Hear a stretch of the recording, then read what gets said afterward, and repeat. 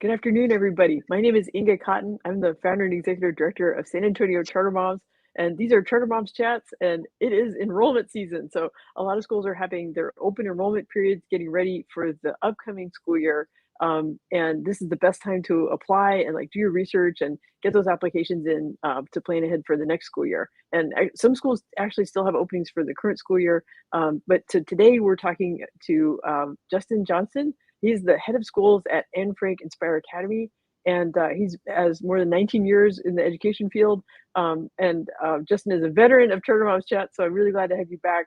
And today we're featuring the enrollment guide blog post for Anne Frank Inspire Academy. And there's a link to that blog post in the description of the video. It's also our featured post today at sachartermoms.com, which I was going to put on the screen. Oh, here we go. Yes, sachartermoms.com. That's where you can find the blog post. So Justin, I'm so glad you could join me on Charter Moms Chats. I have lots of questions so people can learn more about Anne Frank Inspire Academy. Yeah, we're looking forward to it. Yeah. Okay, so the first thing I want to ask you about is kind of mission and vision of Anne Frank Inspire Academy. Like what's the big picture? So ours is just kind of a tiny mission and vision, right? So what we're looking to do is to improve human greatness by simply reimagining global education, right? So it's not like we're trying to make a big bite out of the apple or anything, but the nuts and bolts of that is we basically want to make an education that is logical, that uses both tried and true methodology, but also isn't afraid to step out there and take some chances and be on the cutting edge, right? And so that's what when we say reimagine, I know a lot of people always think technology or innovation, right? And some of the times it's just sitting back and saying, hey, what's worked and that people have gotten away from, and then how can we maybe repurpose and do some things a little bit different with a little bit more logic behind the approach. Yeah.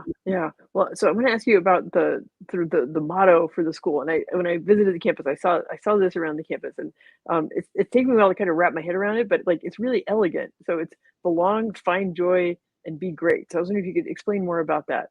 Yeah, so those are our three imperatives. And what we've kind of discovered over the last couple of years is those imperatives, when you say it like this, really sound like one imperative, right? So it's supposed to be belong by itself and find joy by itself and be great. But there's really is kind of a linear process to that belong, find joy, and be great. And that is what you'll see when kids come in is they'll take a little bit of time for them to find a group, find a niche, find exactly where they want to fit, right? And get into that belong piece. And we talk about belonging, and when you really think about the belonging aspect, there's usually a struggle inside of what you belong to, right? And there's usually a little bit of there's got to be some kind of adversary out there, right, that you're wanting to connect against. And so with elementary students, middle school students, and high school students, right, like it's a sense of them coming in and uniting and finding a belonging piece. And we want to do that in a positive way.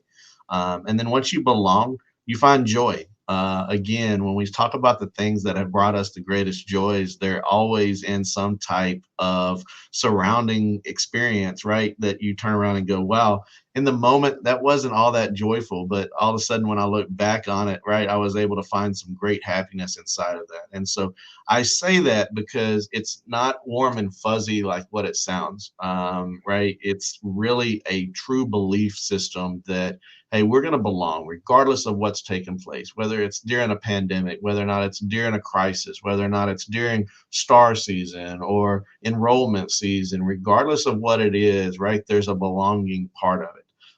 And I think you just mentioned the enrollment season, and this just popped in my head right now, right? It's one of the things that all of us in the charter world can kind of unite around is that this is a very tiring, taxing season is because but if we were to sit down, it's something we could all immediately start talking about, right? Administrators across each one of the charters would be able to have stories. And inside of that, we would share some stories that everybody would go, man, that sounds hard. And then you go, yeah, but it was great because when we did it together and we pulled together and we were able to do that. So that's where the joy comes. And then greatness, the be great piece is something that happens temporarily. And you find greatness in spots.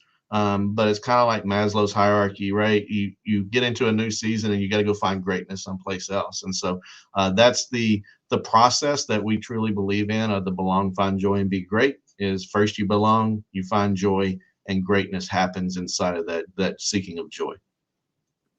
Yeah, yeah. Well, it's great that you guys have this, clear expression of these principles, and it's taken me a while. It's taken me like multiple visits and multiple guest posts that you've written for the blog. But I feel like on the last visit, like the light bulb went off. Like I felt like I started to get it about what the model is, and part of what happened was I had the chance to talk to students, particularly middle school students, about the inquiry-based learning. So that's what I wanted to ask about next. Was like, can you describe like what is inquiry-based learning? How does it make Anne Frank different than how most other schools are operating? Yeah, and we appreciate you coming out the other day. I'm sorry I missed it. I was at the charter conference, but the that wasn't by accident that you got to talk to students, right? And it wasn't a select students. And it's one of those things that they tell our story better than what anybody else can. And so you're able to come in, you're able to talk to the students. And as they start talking about that inquiry-based learning, again, when we say inquiry, what we basically mean is just the learning process that we go through on a daily basis. And what we've done is we've defined each one of those stages, steps, concepts, whatever you want to refer to them as, and we use them with intentionality. And so activation is about creating wonder, creating an experience to where you are asking more questions about what it is that you want to know.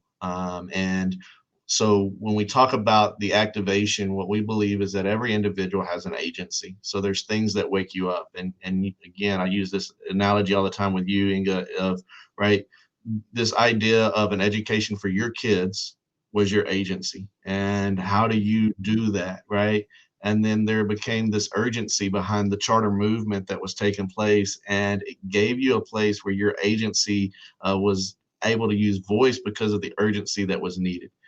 So a lot of times people are trying to make school relevant, and the relevancy lies inside of each individual when you are able to tap into their agency and create a sense of urgency to move that. And so we do that through the activation process, and then they create questions and they explore those questions, which should continue to activate and only lead to more questions, right?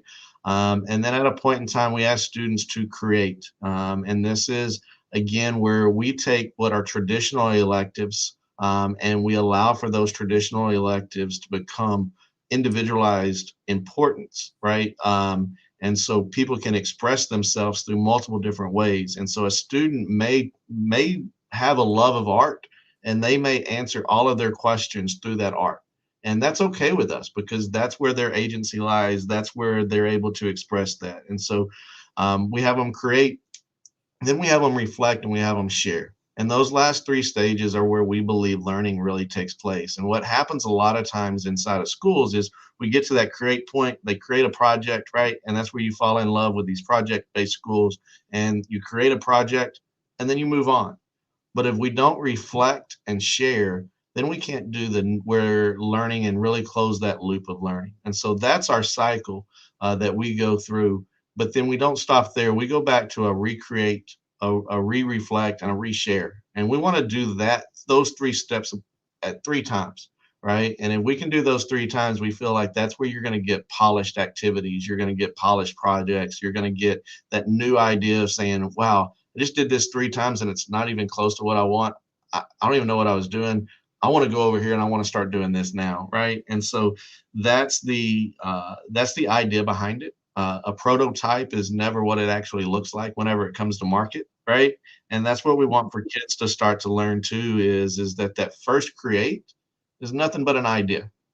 Now, does it have some validity to it? What can I do with it next? And so as we continue to improve, as we continue to grow, we learn through our model about what we want to do. And so that's the next step that we're taking as an institution. Is we want to turn around and really get kids to reflect, share, and create multiple times during their process.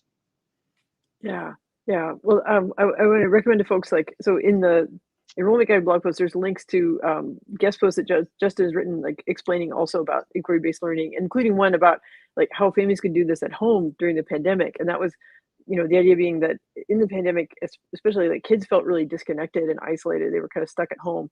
But if you get them talking about like what's happening in the world, what do they care about, and then add some structure to it, right? And this is like you talk about the like create, share, like it's the cycle. So you're evaluating, and that's what brings like the hard work and the quality. That this isn't just thinky feely freeform stuff. Like there's Right. there's real work product being created. There's real critique, and also what I noticed from talking to the students is like they feel ownership of what they're doing. And what I hear sometimes from families with young adults is that there's sort of this like chronic failure to launch happening in our society. That there are young people who go through school with so much scaffolding and so much support that they never really stop to ask what they care about, and they never really get the opportunity to spend time on things that are important to them, right? They're too busy building a resume for a college application, right? They start writing their college essay through their activities when they're in 8th and 9th grade. They don't get to be themselves, and they don't get to ask what's really relevant, and then they kind of hit a wall. And either it's at college or in young adulthood, they're depressed, they're anxious, they're trying to find out who they are. I mean, Yeah. that sounds pretty dire, but but that's what I'm observing. That's the extreme case, but there's a little bit of that is affecting a lot of kids these days, and the pandemic just made it worse. So my observation is that like some homeschool kids who get to work at jobs or do a lot of volunteer activities, like there's like we all need, as adults, we need to make sure that the teens are having outlets for their individuality and their creativity, but that also have rigor. And that's what I see in the inquiry-based learning that's happening in Frank. Anyway, I hope I'm not like over editorializing here, but that's No, that's like my impression of what y'all are doing. yeah, that's the part where like, again, I hope when you walked out, right, like it felt different, it looked different, and in each one of the buildings, you saw that scaffold take place, right? Of at the elementary, we are very focused on making sure that there's a balance, right? We spend more time in our inquiry process than we do on our fundamentals, but we ensure that there's 90 minutes of math, 90 minutes of reading, right? We don't want to skirt the importance of having that strong fundamentals, because that strong fundamentals is what's going to lead there. As you go into the middle school, you walk into more of a self exploration process. And the whole idea behind that is, why fight that? If we know that we're going to have 6th, 7th, and 8th graders trying to discover who they are and what my impact is in this world, right? Let's go ahead and start buying in. And the projects or the inquiries that you were talking to students about was that piece of what is my impact, right? What role do I play in this world? And that's where our namesake, right, really turns around and carries that weight of the impact that Anne Frank had as an adolescent, not as an adult, right, is huge. And we believe that our students can have that same impact and same. Oh, I go back to impact, right, of on the world. And so the rigor is there. Um, and we're not going to sugarcoat it. The rigor is there for students that dive into the process more. There's going to be more rigor. So how deep can a kid go? They can go as deep as they want to go, right? Um, there's a baseline of, we're going to take you this deep, where you're not going to not go at least to where we need you to be able to go. But then we have kids that take off and they really run with it. And I think you saw that the other night when you were at the award ceremony and our students were recognized. And that's one of the things I love about the organization that I work for, is it's not lip service. Like, we believe in kids and we're going to invest in students. And so all of the proceeds from our Inspire Awards went to back to our students. And we recognized 3 different groups the other night to be able to do that are looking at sustainability of their projects. And so we had a student that's looking at light pollution and ways to reduce light pollution here in San Antonio. We had a group of 4 young men that are looking at the impact of the fishing industry and the effects that it has, and how can we have more of a sustainable fishing industry.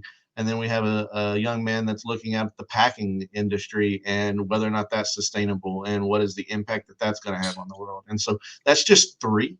right? We have students that are looking at shape theory, right? So we have kids that are exploring other things. We chose this year to recognize students that are focused on sustainability, but it doesn't mean that all of our students are just focused on sustainability, right? And so they can explore that in a lot of different ways. And so, and that's, you speak to it, you got to come and look at it, and that's what we encourage families to come and do, right? We don't have certain tours, we don't do certain things, we don't have certain students for you to talk to. um, Come talk, you pick them, you tell us who you want to talk to, right? And we might go, "What?" But we'll get them, and we'll be amazed, because when it's important to them, when it's inside of them, they're able to explain that. And so we were able to watch that this year. We did some student-led conferences in the fall. We have another one coming up in January. And as adults, I facilitated in one building. Miss Moss facilitated in another building. Um, but it was only our kids talking. It wasn't a teacher sitting there guiding the conversations, right? It was only our students talking, and we got some valuable information back from them from being able to do so. So we really are wanting to empower students. And if you're interested in that, go to annfrankia.com, set up a tour, and we'll bring you in and we'll show you what we do. And we believe it's a great learning experience for all students. We believe that certain families want to invest in the process of really getting students to reach self-mastery through self-management. Um, and that's a hard process, and it is a rigorous process because we are growing whole students. It is something that we're committed to doing. And we're not just turning around and focused only on the academic piece of it, but we want for that to be internalized into the student. And so that leaves some struggle, that leaves some failure on the table. And we do scaffold that per building. But if it is a process that we believe in, and that our families believe in. Yeah, I want to reinforce what you said about the families who are curious about Anne Frank. It's like getting in the building to see it, because it's just really hard to describe. And like you said, Justin, like actually being able to talk to the students is fantastic. So like when I was on the tour, like they talked about the summer experience, like how much they enjoyed that they got to try new things, and then they also got to like get together and work together on projects, and they had really positive memories about the summer experience. And you mentioned the Inspire Award, like hearing the students present about the projects. This is, I guess that the team of boys who are working on the fisheries, like they're making a documentary film about it, right? Like that was, so Yeah, so they there's an output to it. Coast, right? And they're actually putting a film together, and they're gonna direct it and put it together. And so we're really excited about what that's gonna look like. And the beauty is that they're juniors. All four of those young men are juniors, and so it's not like we have to turn around and say, "Hey, if you don't have that done by January," right? We're able to turn Right. around, and the reality is documentaries take time, and sometimes shift focus, right? And so we want them to go through a true idea of what does it mean to put a documentary together. And so it's under the pretense of the fishing industry, but they're going to also learn what it is to produce, to direct, to shoot, to edit, to look at lighting, right? And so there's so many different things that they're going to learn through the process of putting the documentary together, that it's not just about the final product, it's about the whole process of going through that. And so I'm excited. I know they're excited. We laugh because I said, "Do you really think 3 years ago you'd be sitting here going, 'Hey, I'm going to put a documentary together,' right?" And so, but we're pumped about what they're going to do. Yeah. And then so you mentioned student conferences. So the one that's coming up in January, that's part of Dream Week. Is that right? Yeah, so we have Dream Week coming up. It's going to be on January the 14th. And what we're looking to do right now is we're looking to hopefully reach out to our Inspire winners, Inspire Award winners that were at the dinner that night, some of our parents, but we want to create a roundtable of different generations. And we want to put them at the table, and we want to tap into what show talks about as far as Dream Week of like what do dreams look like when I'm in school? What do dreams look like as a parent? What do dreams look like as somebody that's achieved, right? And so we're able to kind of put all of these people together. And what I loved about the other night at the Aspire Awards is it's a belief in what is in front of us. And so for some reason, each generation thinks that they did it, and they forget where they were whenever they were sitting in school, right? And so to be able to show that our kids have dreams, that they're not just what the news is portraying, and that they're not just what media wants us to believe, but to really turn around and say, sit down and talk to a kid that's not your own. Now all of us are enamored with our own kids, right? But sit down and talk to some kids that aren't our own, and I promise you, you're going to be blown away. And then, having only been in education, I will tell you that what kids do today is a lot more difficult than what we did when I was in school. And you have eighth graders now that are doing Algebra 1 as the basic course. They call it eighth grade math, but it's Algebra 1. And it's really what we were doing as we were sophomores and juniors, because it's really closer to what we were doing in Algebra 2. And so the rigor is there. I promise you that. And so we want kids to slow down and learn the other skills that go along with that, and be able to explore the whole process. So that's where, if you're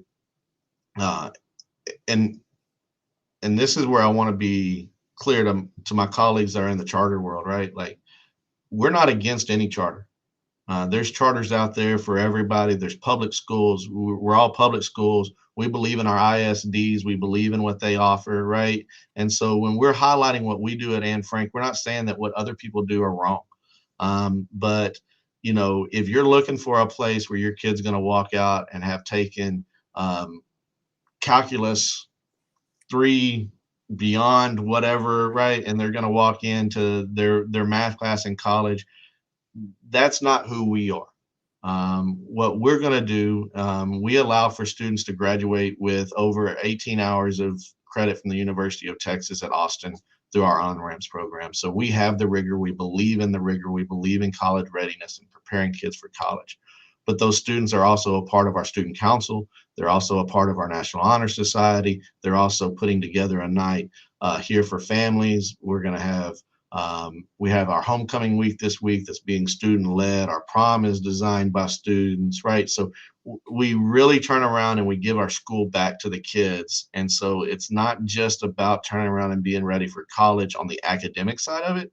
There's the other more crucial piece that allows kids to be successful in college, which is understanding what it means to work with others, what it is to get through that struggle. And it's not cliche, and it just kind of fits right here. What it is to belong, what it is to find joy, and what it is to be great, right? Like, and that's, again, what I love about our organization is what we believe is what I believe in my life. What we believe is what I want for my son, right? What we believe is what I strive to do on a daily basis. And so it's fun to turn around and be able to allow others to experience the same thing. Yeah. Wow. Okay, it's really hard to follow that with, like, we've gone really deep on the concept. So I'm going to go with, like, just a really nuts and bolts question, which is that, so y'all opened another campus this year, and so like it's exciting to have growth. So I was wondering if you could talk about, like, the Bandera Rd campus, like, the facility, the leadership. Talk about the campus that's at the JCC, the one on Northwest Military. So new campus leadership.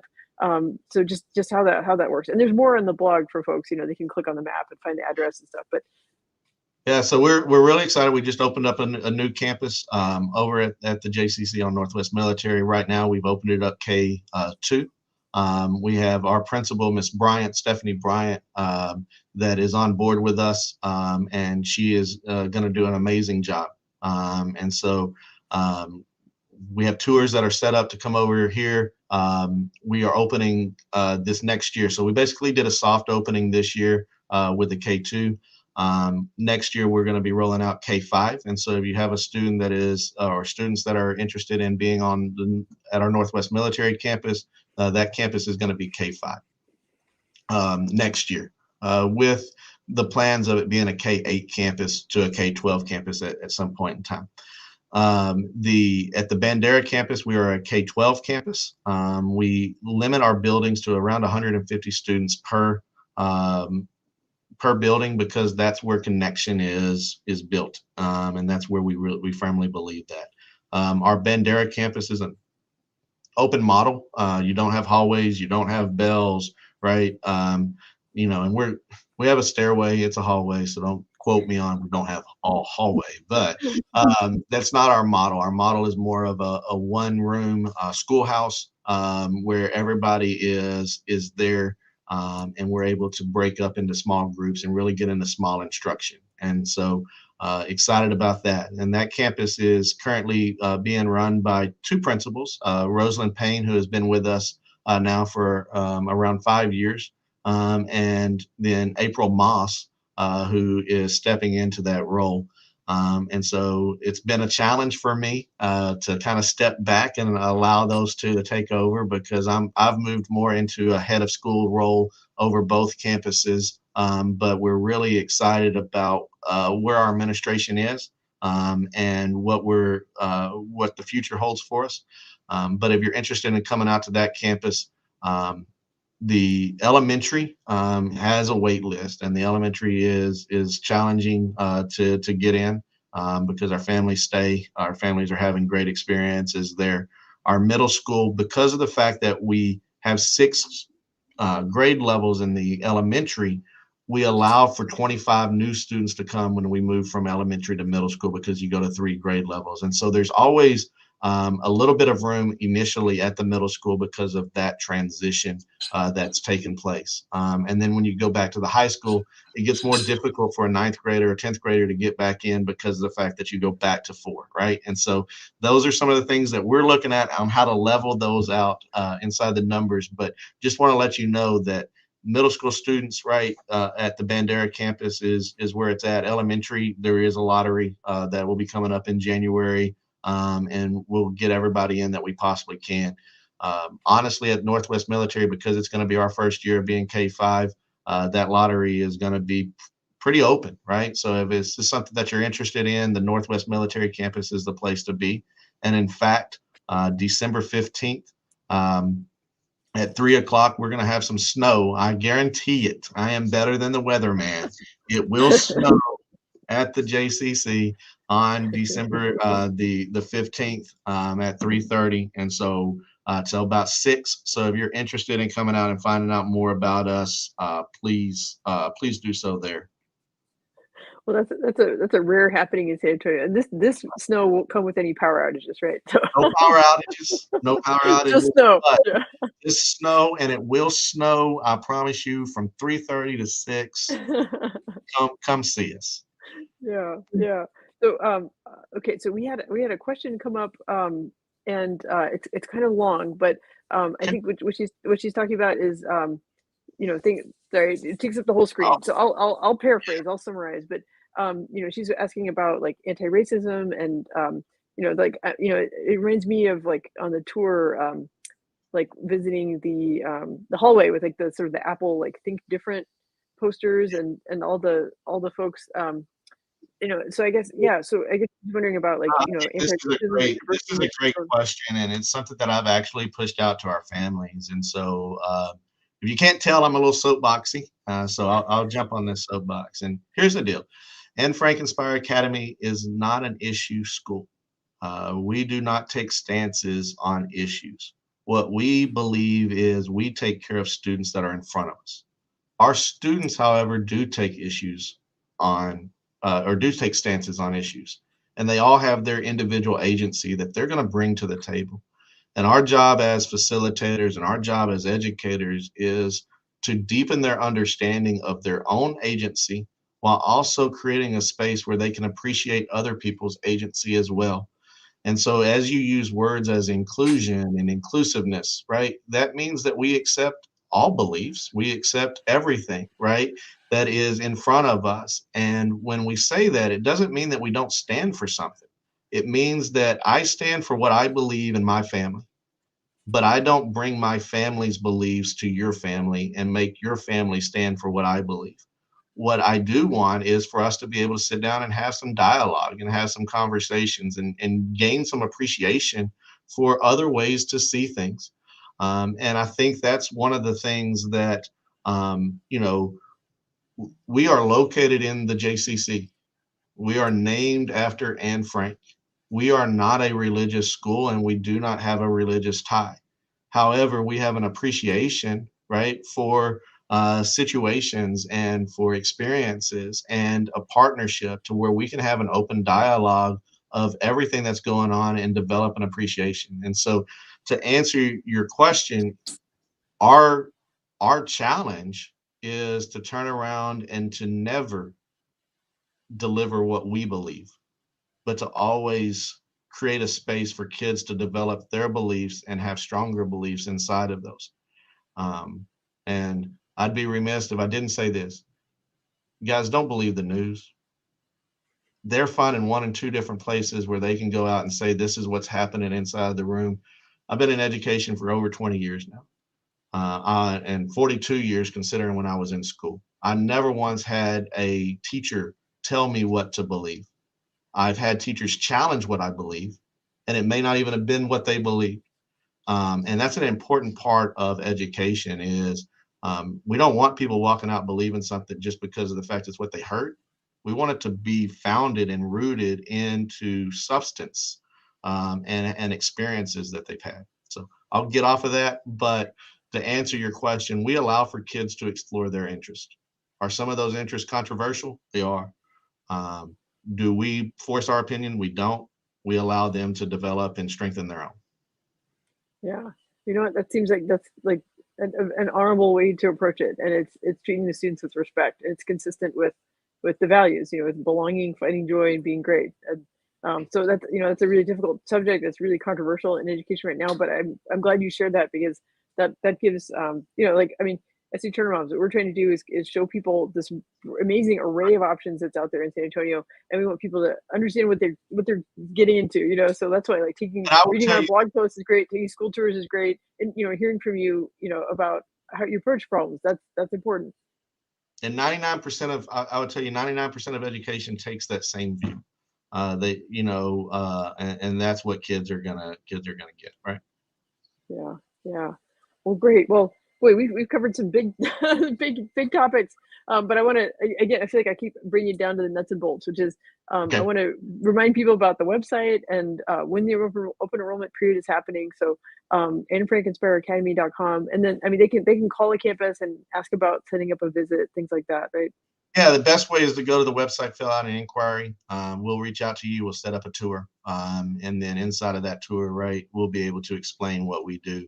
And again, the nuts and bolts of it is this: we want for kids, regardless of their age, to ask more questions today than they did yesterday. And we believe that the more questions they ask, the more learning they're going to have. And so that's what we're constantly striving to do, is to get kids to ask questions. Yeah. Okay. So I'm going to remind people. Okay. So open enrollment is through January 12th. You know, some grades it's going to be a waiting list. Some grades it's going to open up. Like, so Northwest Military, it's a new school. They're adding additional grade levels, so that creates opportunities. And then lottery, January 13th. That's when kind of offers will go out. And you know, the waiting lists keep moving. So I want to encourage folks, don't be discouraged. And, you know, we've got the Charter Moms discussion group where people can, you know, you can ask these questions. How does this all work? And we've got experienced moms to talk you through it. So but Yeah, I'm and just I so, think yeah. the website, I think Facebook is great, Inga, and appreciate we've gotten some love out there. But at the end of the day, here's what I always want to encourage families, regardless if it's Anne Frank, if it's another charter school, if it's an ISD school. Your job is to take care of your family. Your job is to explore the options for your family, and what may be best for your child may not be best for somebody else's. I'm going to promise you that not all of us have had the exact same experience inside of a McDonald's, right? Different families have different experiences. Take this opportunity, explore multiple schools, explore what your options are going to be for your kids, because that's, you know, do we want your kid to come to our school? 100%, right? And I'm probably going to get blown up from my bosses right here. We want your kid to come to our school, right? But we want your kid to get the best education that your kid can be. We are in the business of education. We're not in the business of Anne Frank Inspire Academy, right? And so wherever that is, take this opportunity, use this open enrollment to the advantage of your family. We believe what we offer fits your family. We believe it fits all families, but that's for you to decide and the choice for you to make. Yeah, well said. That's our mission too. You know, that like we're not trying to push one school over another, but I'm just excited that there are so many great options. And I really respect what Anne Frank Inspire Academies is doing, because it's different and unique, and it's something you're not going to see at other schools in the San Antonio region. So keep it up. Well, we appreciate it, and we appreciate the opportunity to talk to everybody. Yeah. Okay. Well, great. Well, thank you, Justin. And I'm going to stay tuned for Dream Week and that snow day and things like that. You guys have lots of fun stuff going on. It's snowing December 15th. Promise you. Promise. All right. That sounds great. Okay. All right, Thanks, I Justin. appreciate it. Thank you very much. Okay.